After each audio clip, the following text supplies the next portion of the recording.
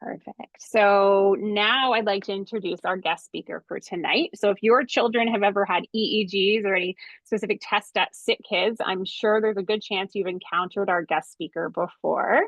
So Roy Sharma is the former clinical manager and senior neurodiagnostic technologist through the Division of Neurology, Neuroscience Department, and the Peter Anderson Meg Suite at Sick Kids Hospital.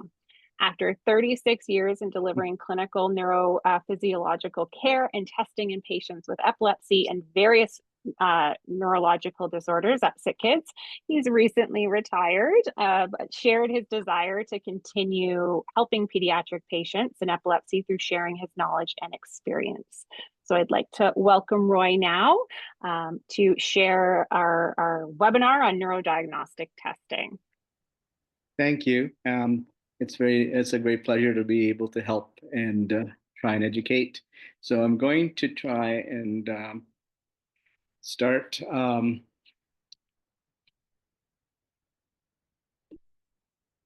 think I have more technology new information than I usually do, but why is this not advancing now?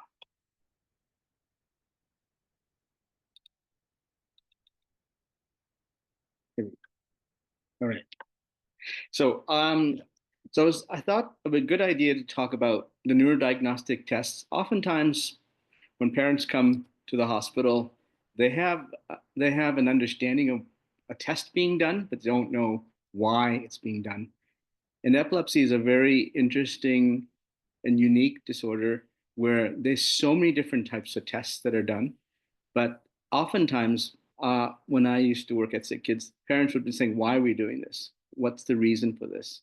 And what does this do in terms of helping my child?" And so I thought start off with a little bit of background on epilepsy, because this helps give us the foundation and how and what we do from a testing environment in order to help figure out what's happening with a child that has seizures and epilepsy. So I'm going to go over a little bit of background on epilepsy. Then I'm going to go over the various diagnostic tests, and there are many different tests that we do in children with epilepsy to figure out exactly what the source of the seizures may be, the location, and figure out a treatment plan based on what we find on the tests that we do. So I'm not going to go over a lot of the different tests that we do because there's so many and each one has its own special topic. So I'll go over briefly what the different procedures that we do are for investigation of seizures. And then I'll focus tonight on EEG test preparation and really going down into what happens after the test is done. What do we see that gives that information to the physicians to take on the next step in terms of a treatment plan? So this is more of a challenge for me in that my career has been all technical and very, very detailed. And this is going to be trying to teach or show you at least some input into what we do from the other side when you come to us at the hospital, is how do these tests how these tests results equate into how a treatment plan can be for the physician for your child. So it's important to understand that before we even delve into what the different tests are, we actually have to understand the difference between seizures and epilepsy. A seizure is actually a sudden change in behavior, awareness, movement, sensation, and changes in, I think this is in a second here. Go back.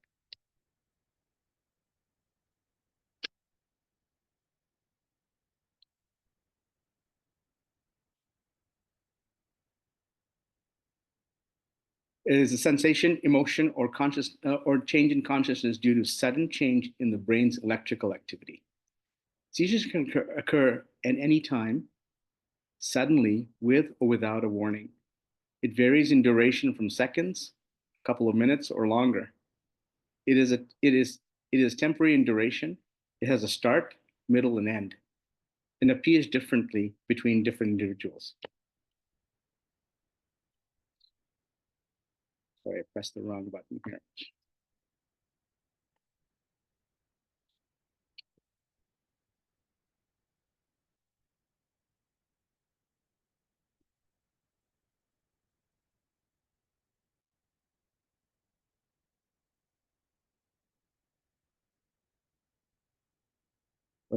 PowerPoint is locked.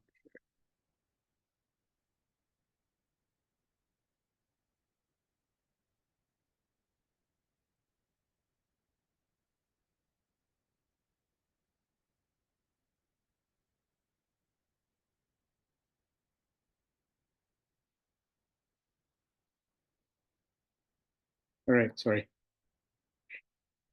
So going back to seizures, it is a sudden change in behavior, awareness, movement, sensation, emotion, or consciousness due to a sudden change in the brain's electrical activity.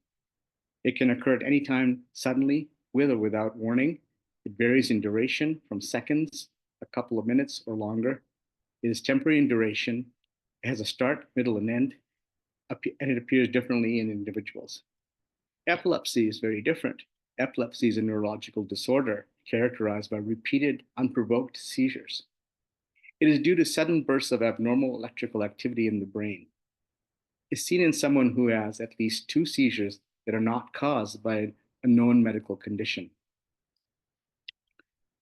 So once we know the difference between the two, most of the patients or all the patients present with a seizure. You recognize the seizure at home and you bring them to the hospital. And that's when our job begins. What tests do we need to do to figure out what's wrong with your child? The most common test that we do, and the first test that's required, is an electroencephalogram or an EEG. There's various components to the EEG, and those depend on your child's symptoms, conditions, and investigation route. So a basic EEG is done, and then from there, depending on the findings, we present the parents with other options for other procedures to figure out exactly where and how the seizures may be caused by, what they may be caused by. So it may require some epilepsy monitoring, which requires a stay in the hospital, in which we try and capture a seizure. This can go for several days. We can also do ambulatory EEG monitoring, where your child is monitored at home and we can capture the events using a portable device. This is sort of the new realm of EEG monitoring that's coming into play, where a parent can take a video system home and monitor their child in their house. And then there's more in-depth surgical procedures where we actually can't find the source from a scalp recording, where we can do invasive EEG monitoring. The following tests are done in more detailed form when we look for or search for more clues in terms of determining what options we have in terms of treatment. So magnetoencephalogram is another procedure that's done. Evoked potentials are another procedure. Computer tomography or CAT scan, magnetic resonance imaging, an MRI scan, positron emission tomography or PET scan, and then single photon emission computer tomography or SPECT scan. So I'm going to go into a little bit on these procedures. I'm not going to go into detail on them because these require a whole hour just to discuss each procedure on its own. But I'll give you a little bit of sample in terms of what these tests look for, and then we'll go on into talking about the EEG next. So an EEG is a functional test. It looks at the brain's function through waveforms. From these waveforms, we're able to determine how the brain functions. Everybody has a baseline pattern on their EEG, and we can differentiate the baseline from something that may be abnormal. Evoked potentials are another procedure that's done where we actually assess the function of the brain by sending messages to the brain to see how those functions respond. And this can be done in terms of mapping how the location of certain functions may be. So we can map where the auditory function is, we can map where the visual function is, and we can map where the sensory and motor functions are by doing this test. Structural tests are tests that give us images of the brain in terms of trying to determine what may be a potential cause for seizures. Seizures can be caused by many different things. The most common type of seizure that we sometimes see or investigate, and it's the easiest to sort of figure out, is doing a structural test. An MRI scan, which is on your left here, and a CAT scan, which is on your right, are two different forms of imaging techniques that we use to look at the brain structure. A CT scan is very quick. It's literally an X-ray of the brain, and it can give us ideas of what may be causing the seizure. Most common things are tumors, infections, or a stroke or a hemorrhage in the brain. An MRI is much more detailed in its imaging quality. So think about taking a picture using your camera, using your iPhone, versus using a camera that's a very well, um, a real camera that's got big lenses and you can really zoom in. An MRI is that type of image, where a CAT scan is more of a fuzzy image, but does give you a quick answer, and it's easier to do. The wait times are much different for an MRI and a CAT scan. And for that reason, majority of the time, you'll get a CAT scan done first, and then an MRI is done later. Another functional test that's very unique is called an MEG, or magnetoencephalogram. It is actually the marriage between EEG and MRI. What an MEG does is takes a look at the brain's activity or functional activity, and we're able to then take that activity and map it and put it onto an MRI scan to give us a visual of what activity, where the activity is located in the brain. And this is usually helpful for us in terms of determining if a child is a surgical candidate for potential epilepsy surgery. Other functional tests that are used are PET scan and SPECT scan. So PET scan and SPECT scan, you can see the SPECT scan on the left side and the PET scan on the right side. These are visual representations of the brain as it receives a radioactive tracer. And what happens with these tracers are, when a child has a seizure, there is an increase in uptake in the location of where the seizures may come from. Or if they're not having a seizure, there's a decrease in uptake of these tracers in the region where the seizures are coming from. So again, all of these tests combined help us look for clues as to where the seizure may potentially originate from and where it spreads to. And then, based on what the findings are, we can determine a course of treatment. So think about the brain as the World Wide Web or the internet. When you have a topic that you're interested in, you type it in and it searches and gives us a multitude amount of information. But then you have to sort of sieve through all of that to figure out which is the most important information for us in terms of determining the answers that we seek. The brain is similar to the World Wide Web in that we have millions and millions of neurons that are connected into the brain, and they fire off every second or nanosecond or millisecond. These impulses send messages throughout the brain. If there's a disruption in these impulses, then clinically, we may see a child or somebody who has this disruption and represents itself as a seizure. So why do we worry about seizures? Seizures are common among illnesses, in certain illnesses such as epilepsy, cardiac arrest, stroke, trauma, encephalitis, meningitis, and other infections. Seizures can be treatable and can be preventable depending on the type of the seizure and the location of the seizure. Seizures are convulsive or non-convulsive in presentation, in that sense that you can clinically see a seizure presenting itself visually when a child has abnormal movements or staring off into space or not able to talk.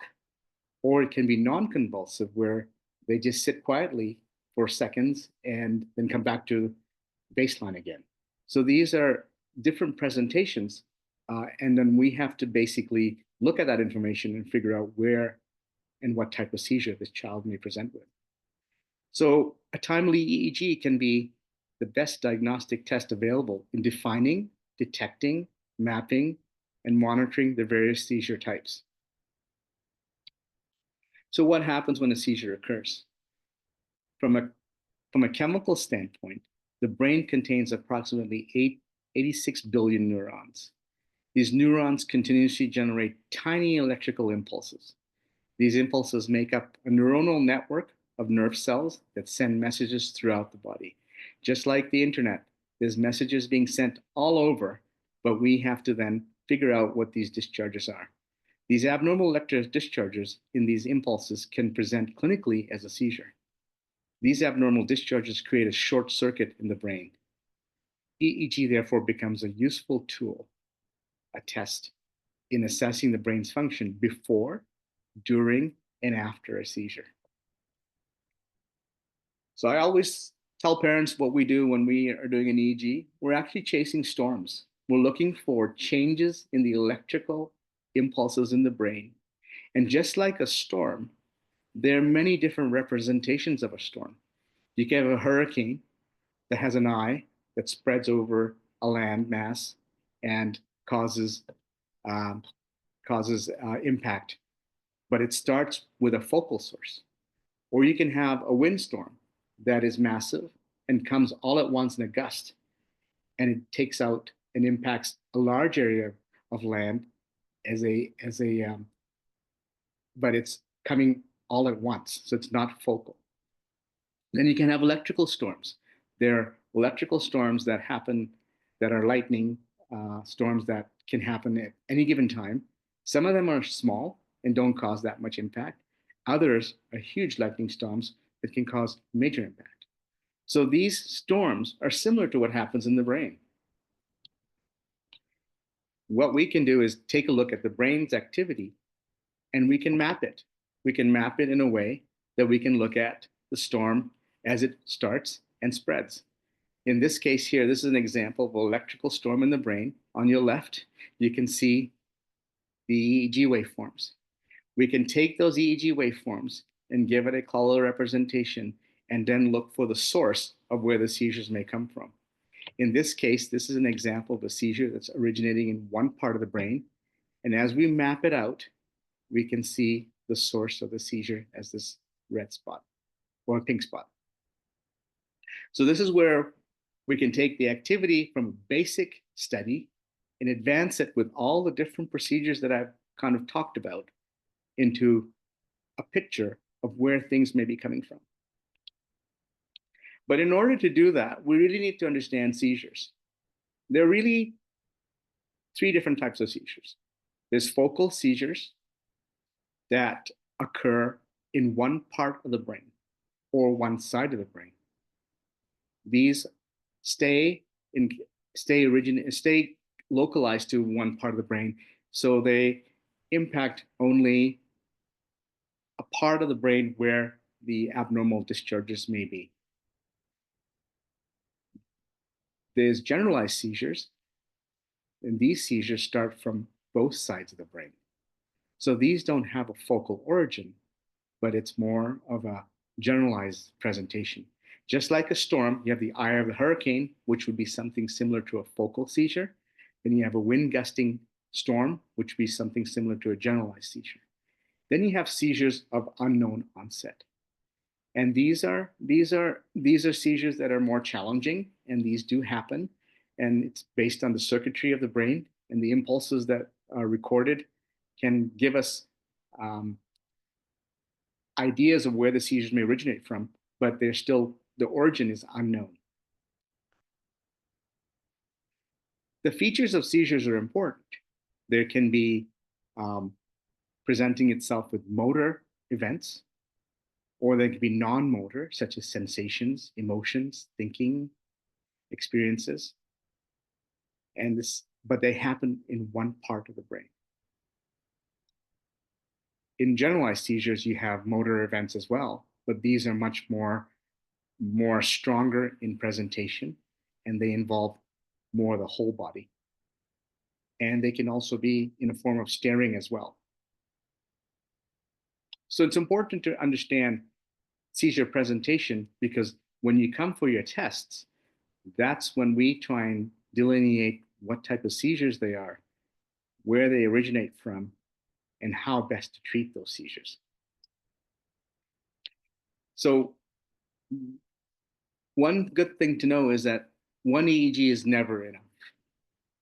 Your children that have epilepsy will have multiple EEGs, but the reasons for doing those multiple EEGs depend on what we're looking for. Generally, a first-time EEG is only 30 minutes long in duration.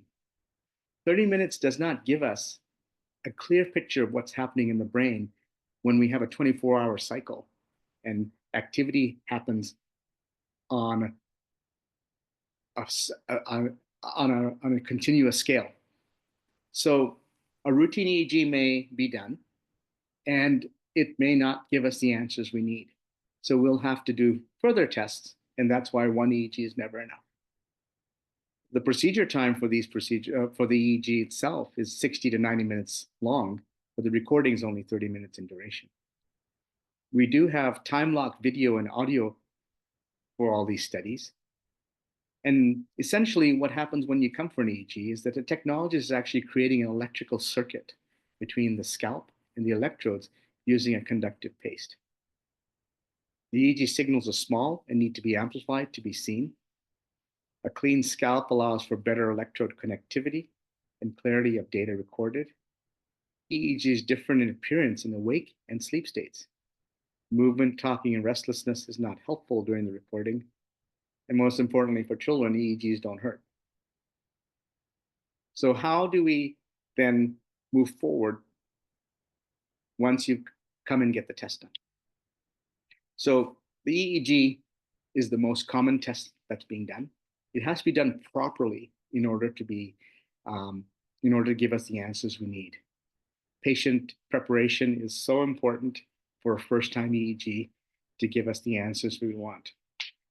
An EEG is useful clinically in many neurological disorders. It's not just useful for epilepsy.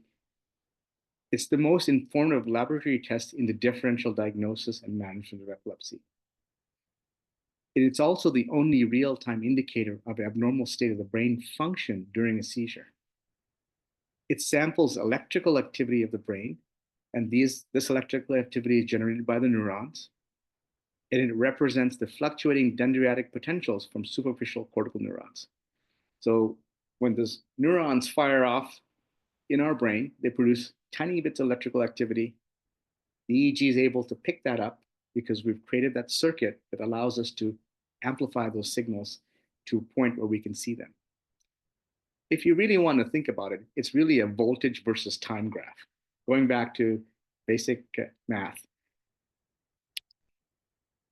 When a patient comes in for an EEG, they're set up with the electrodes. The electrodes are applied onto the scalp by a technologist who then makes sure that the electrodes are placed in proper locations. And if you can see on the screen, we have the electrodes on the patient's scalp, and then we have what the EEG looks like on the screen that the technologist is looking at with the EEG waveforms and the video that goes simultaneously with this. Not every EEG that's done captures a seizure. That requires much more in-depth testing, but the routine EEG is the first sense of what the brain is doing when a patient presents with a seizure. It gives us clues. And so essentially what we're doing when we're doing EEG is we're looking for clues. And there are many ways to look for clues. And there's many different methodologies which we use to do the different tests to give us the clues we need. So I'm going to focus on the EEG component of tonight's lecture, where we're going to look at what we do, what we look for, and what do they mean. So when we apply electrodes, they're not just placed in any region of the brain. They're placed in a symmetrical, standardized manner where everybody in the world that does EEG follows the same placement process. Generally, for routine EEG, we put on about 19 to 20 electrodes. And you can see from this placement map, we have different labels. We have odd numbers, we have even numbers, and we have letters. The letters indicate the lobes of the brain that are present. We have four lobes. There's the frontal lobe, the temporal lobe, the parietal lobe, and the occipital lobe. And then we have a very important area, the central regions of the brain. The one, the two, the odd numbers, even numbers indicate left and right. So odd numbers are on the left, even numbers are on the right. And then we split the brain in half through what we call the corpus callosum, which is the separation between the two hemispheres. And then you have the 0 points here. So then it's very simple, 1, 2, 3, 4, 5, 6, 7, 8. And that gives us this sort of location of where activity is. Once these electrodes are placed in a symmetrical manner, we are able to then have a map of longitudinal lines and latitudinal lines to tell us where activity can be pinpointed to. So we search for clues. The first thing that happens is you come in for an EEG. Based on the clinical questions that we have, we can determine essentially where or which part of the brain we're looking for in terms of the type of seizures that are presented. So the first questions that we look for in our clues are the type of seizure. So is it a focal seizure versus a generalized seizure? If it's a focal seizure, I'm going to look for a region of the brain that's more in tune with one area, sort of like this area. If it's a generalized seizure, it might encompass all of the brain. We want to know the state of presentation. As I mentioned earlier, awake and sleep have very different presentations on the EEG. The age of presentation is also important. It tells us what may be the potential cause of the seizures. For younger children and babies, it could be birth injury. For older children, it could be a head injury. So these are very important in terms of what questions we want to ask. We also want to know the movement of arms and legs, if it's left-sided or right-sided. If it's left-sided, we know that most likely there's something happening on the right side of the brain, and vice versa. The clinical signs during a seizure. Does the patient lose consciousness? Does the patient stop talking? These are important clues that we can use to determine where the location of the seizures may be. If somebody stops talking, the dominant hemisphere where speech is located may be the region where the seizure is coming from. The duration of the seizure tells us what type of seizures they may be. Some are very brief and some are very long. And there's warning signs. Oftentimes, some children will have warnings prior to the seizure. It could be that they're feeling lightheaded. It could be that they're having a stomach pain. It could be that they have tingling in their fingers. But then it's important to find out if it's tingling in the right fingers or the left fingers. These are all important clues that tell us where potentially the location of the seizures may be coming from. Then there's post-seizure signs. Post-seizure signs means that if the seizure is completed, a child may have some symptoms where they have some weakness or they have some confusion. If it's weakness, is it on the right side or the left side? Is it on the arms? Is it the legs? Is it the face? Is it the tongue? These are all important areas that we look for to then go back to this map where we can figure out where function is in relation to where the seizures may be coming from. Each of these regions has underneath functional brain area. So for the frontal lobe, we have what we call executive functioning, where we think of high tasks that are done to determine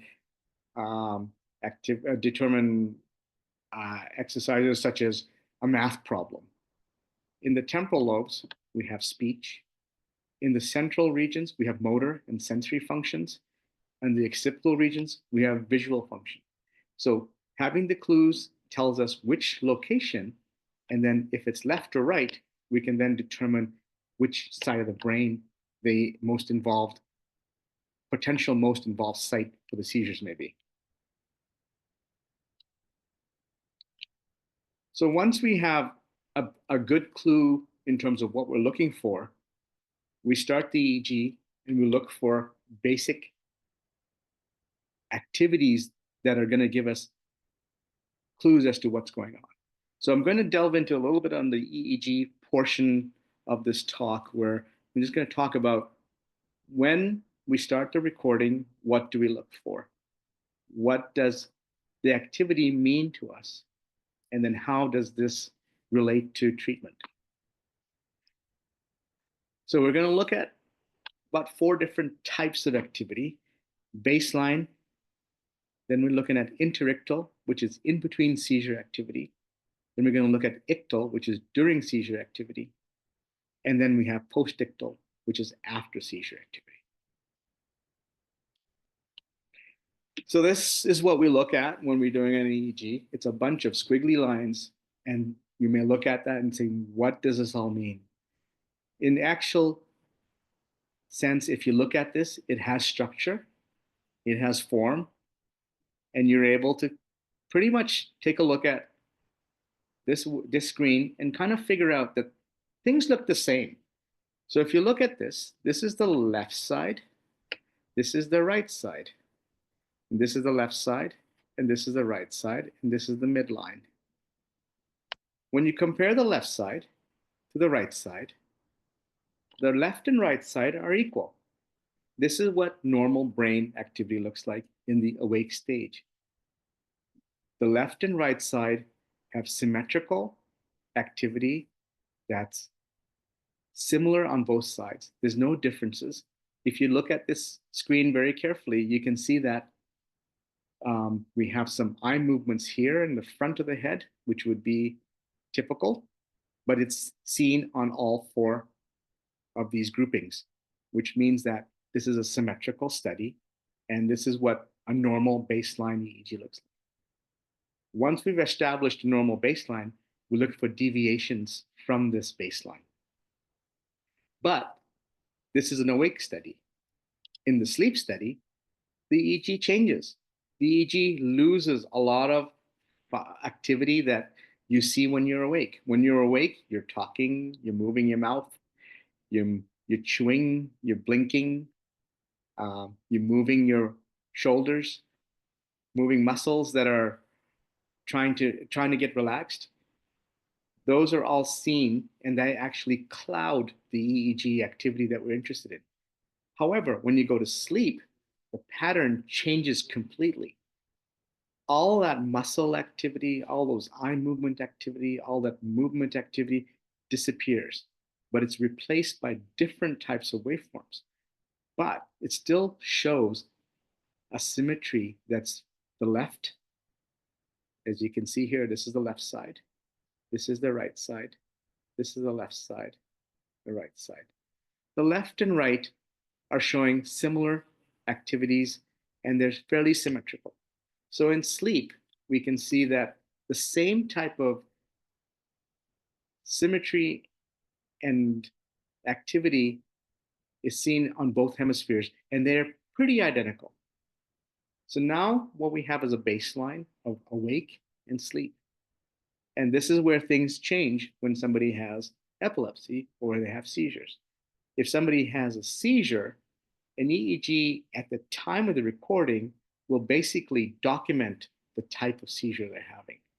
It doesn't tell us more than that. It tells us the child is having a seizure and the EEG pattern associated with that seizure. But it doesn't tell us what's happening in between and after a seizure. Multiple EEGs will help us get that information in a more detailed fashion. Because once we have the clues, we can investigate them further in terms of how we want to do an EEG. We can add more electrodes from what I showed earlier. From the 20 electrodes, we could put 32, we could put 64. The number can be up to 128 if we wanted to. It just gives us more spatial resolution of where the activity may be in more detail. But we have other tests that can help us with that, such as MEG, which can give us a much more detailed analysis of the brain's function. So what happens when we start recording? As I mentioned, the seizure type is very important. The clues that you give us from our questioning tells us where a seizure may come from or where the origin may be. Now, the activity we record gives us answers as to what we need to do to determine what type of treatment will be. So a focal seizure, meaning that it comes from one part of the brain, will present itself as what we call a focal disturbance. In this case here, you see the left side and then the right side, the left side, then the right side. So in the first 4 channels, you see something that pops up at you. But on the other side, on the right side, you don't see it. On the left side again, you see it, but on the right side, you don't. This is what we call a focal epileptiform discharge. What this means is that based on this activity, a child may have a focal seizure that is originating from the most common electrode, which is F3, which is in the frontal head regions on the left side. Going back to the questioning, we may find that the child presented with some right-sided disturbances, either clinically or some type of motor function that may have caused this event to happen. So a focal seizure is basically means it's a focal onset coming from one part of the brain. But not all seizures are the same. We have focal seizures, and as I mentioned before, we also have generalized seizures. Generalized seizures originate from all parts of the brain. The presentation of the clinical event is very different from a focal seizure. There's no left or right lateralization, but the discharges, as you can see here,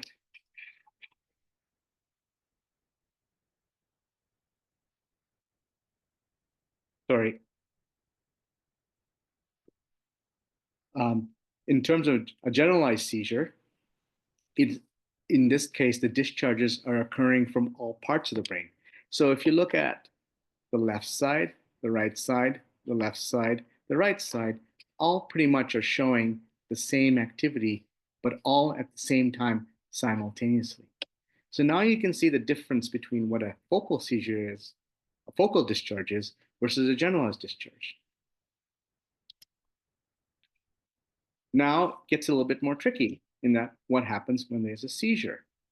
So we have discharges that give us clues as to the origin.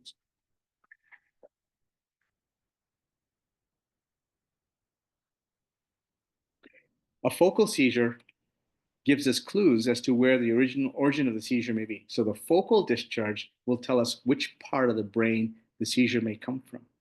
In this situation here, we have the left part of the brain, the right side of the brain, the left side of the brain, and the right side of the brain. If you looked at what I told you earlier, which is symmetry, the left and right should be doing the same thing. The left and right should be symmetrical. The left and right should be similar. In this case here, you can see clearly on the right side, there's this activity that's very, very rhythmic and then becomes much, much more rhythmic and spreads. Seizures are often similar to a fire. A focal seizure is similar to a fire. It starts off in one area of the brain and then it spreads to other parts of the brain. In this case here, the seizure starts on the right side and gets stronger and stronger and stronger, and then jumps over to the left side. And then it becomes much more stronger based on the activity that we're seeing. What we consider this is a focal seizure that became generalized very quickly.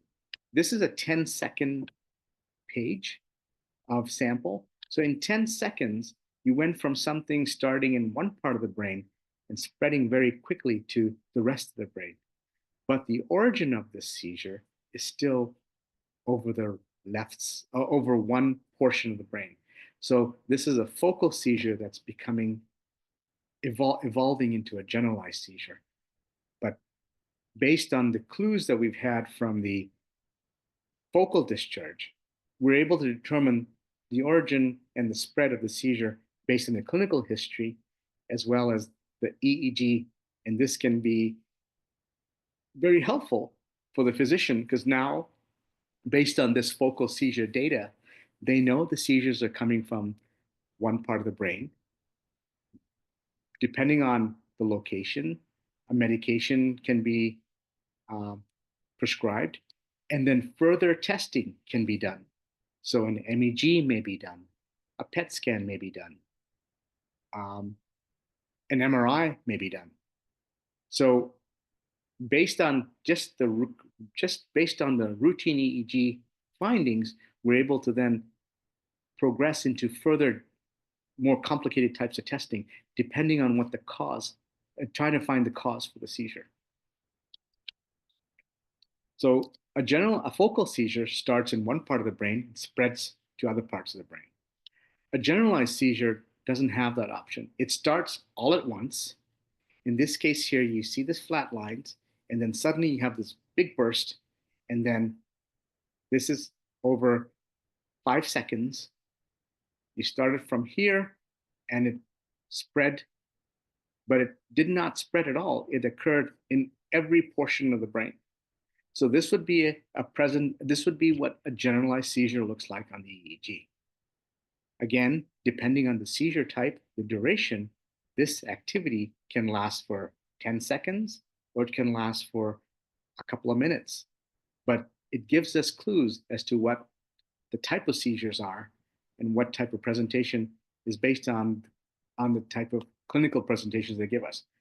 So there are generalized seizures that have what we call tonic seizures, where the whole body stiffens, and there's clonic, where the whole body jerks, and there's brief jerks of the body, which are called myoclonic seizures, and there's also staring episodes that are absence seizures, where the patient stares off into space. They last maybe 5 to 10 seconds, but they're generalized, meaning that the whole brain is involved in producing these discharges. Once the seizure is over, we then look for what we call post-seizure activity. The post-seizure activity gives us clues, again, that are going to tell us where the activity is most abundant. That's why questioning comes into play again, where if a patient comes in for an EEG, the time of the seizure can tell us what to look for. If the seizure happened within the last 30 minutes to the last 12 hours, we may still see what we call post-seizure activity on our EEGs. In this case here, going back to what I showed you in the beginning, which was the normal brain activity, which is symmetrical on both sides, you can see here the left side and the right side, left side, the right side. On the left side, you can see that there's a little bit more slowing that we call slowing, meaning higher amplitude activity or larger scale activity compared to the right side. This tells us that there's something happened on the left side of the brain. And because it happened only in one region of the brain, it tells us that this child may have had a focal seizure. Going back to your questioning, we can find out if it was on the left, if the child had some right-sided movement or activity. This will confirm that there's some type of activity correlating to that right-sided activity. So the timing of the EEG doesn't always tell us, is not always important. It helps us to figure out where things may be coming from. So an EEG is always useful. Sometimes we have to repeat them again. So in this case here, we would bring this child back for another EEG, and we'd try and see if we can capture any abnormal focal discharges in the same region, because this EEG represents a post-seizure finding.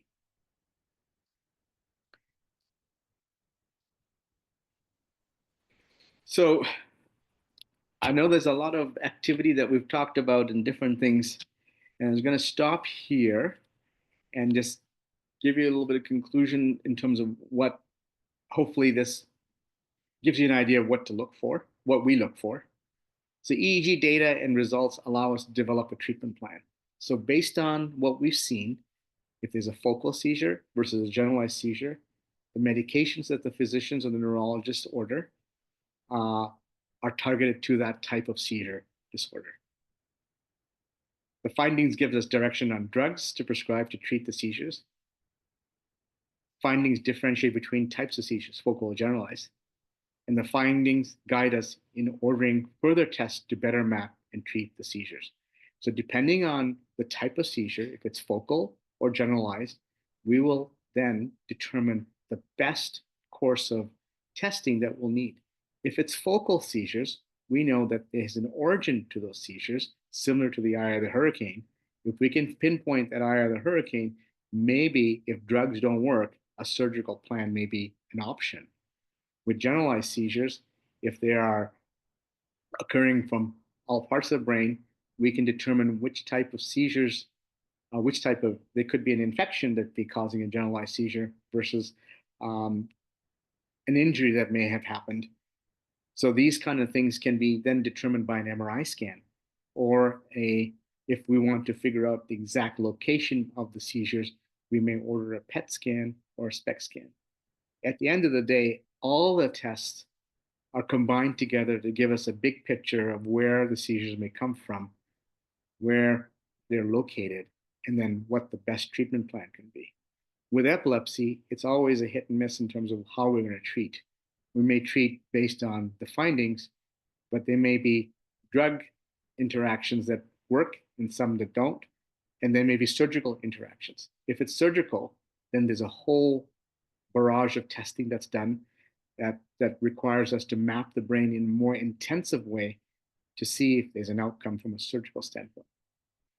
So these findings help us explore other treatment plans, such as diet or surgery to treat seizures when drugs fail. Uh, Most of the information I've talked to you about is on about sick kids' health, about kids' health. Um, it goes into detail on all the different procedures that I mentioned, but it doesn't really, it's more about preparation and why we do the tests. Hopefully, this is a good start in terms of understanding what EEG is about, and we can obviously further delve into more of the complex tests and surgical plans in terms of why an EEG or other tests are needed. Thank you.